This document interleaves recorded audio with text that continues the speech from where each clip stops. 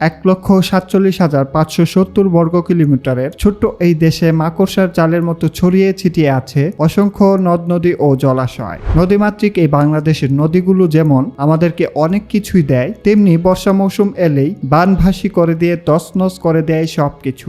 সাম্প্রতিককালে প্রবল বর্ষণ ও ভারতের ত্রিপুরা থেকে নেমে আসা ঢলে দেশের দক্ষিণ পূর্বাঞ্চল সহ ১২ জেলায় দেখা দিয়েছে আকস্মিক বন্যা। পানিবন্দী হয়ে ক্ষতির মুখে পড়েছে লাখ লাখ মানুষ। দেখা দিয়েছে তীব্র খাবার সংকট। স্মরণকালের ভয়াবহ এই বন্যায় ডুবে গেছে হাজারো মানুষের স্বপ্নের ফসল, ভেসে গেছে মাছের খামার। মাথা গুজার মতো নেই কোনো ঠাঁই, শখের বাড়িঘর আজ সব তলিয়ে গেছে পানির নিচে। তবে ইতিহাসে ২০২৪-এর এই ভয়াবহ বন্যাই কেবল নয়, এমন আরো কয়েকবার বন্যার এই করাল গ্রাস আঘাত এনেছে নদীমাতৃক এই বাংলাদেশে। ১৯৬৬, ১৯৮৮, ১৯৯৮, ২০০৪, ২০০৭, ২০০৮, ২০১৭ এবং ২০২২ থেকে সর্বশেষ ২০২৪-এর বন্যার সাক্ষী হয়েছে এই দেশের মানুষ।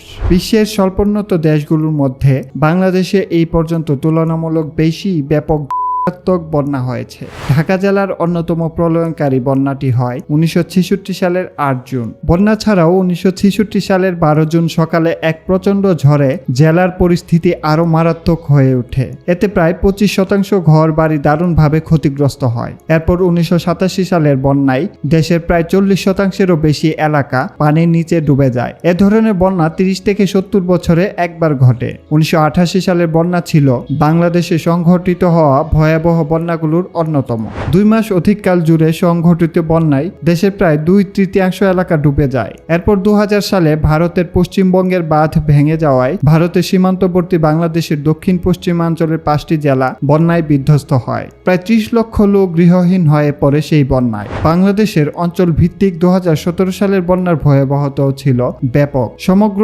উত্তরবঙ্গের সীমান্তবর্তী জেলাগুলো সহ উত্তরবঙ্গের পূর্বাঞ্চলের সিলেট, সুনামগঞ্জ জেলা ভয়াবহ বন্যার কবলে পড়ে সেই সময়। সর্বশেষ সবচেয়ে বড় বন্যা হয় ২০২২ সালে। দেশের উত্তর ও উত্তর পূর্বাঞ্চলে ব্যাপক ভারী বর্ষণ ও উজান থেকে নেমে আসা পাহাড়ি ঢলের কারণে দেশের সিলেট, সুনামগঞ্জ, মৌলভীবাজার, কিশোরগঞ্জ ও উত্তরাঞ্চলের বেশ কয়েকটি জেলা প্লাবিত হয়। এই বন্যায়ও ক্ষয়ক্ষতি হয়েছে ব্যাপক। সিলেট বিভাগের প্রায় ৮০% মানুষ অবস্থান করেন আশ্রয় কেন্দ্রে। সেই ২২-এর বন্যার স্মৃতি আজও তাড়া করে বেড়ায় অনেককে। সোশ্যাল মিডিয়া জুড়ে ব্যাপক প্রচার প্রচারণার বদৌলতে সিলেট অঞ্চলে ছুটে চলেন অসংখ্য স্বেচ্ছাসেবী ও সামাজিক মাধ্যমের ইনফ্লুয়েন্সাররা। তাদের ব্যাপক উদ্ধার সহায়তা ও ত্রাণ সরবরাহের কর্মকাণ্ড দেশ জুড়ে প্রশংসিত হয় তখন। তারই ধারাবাহিকতায় ২৪-এর বন্যাতেও ঝাঁপিয়ে পড়ে দেশের সকল আর্ম ফোর্সেস সহ দেশের সর্বস্তরের জনগণ।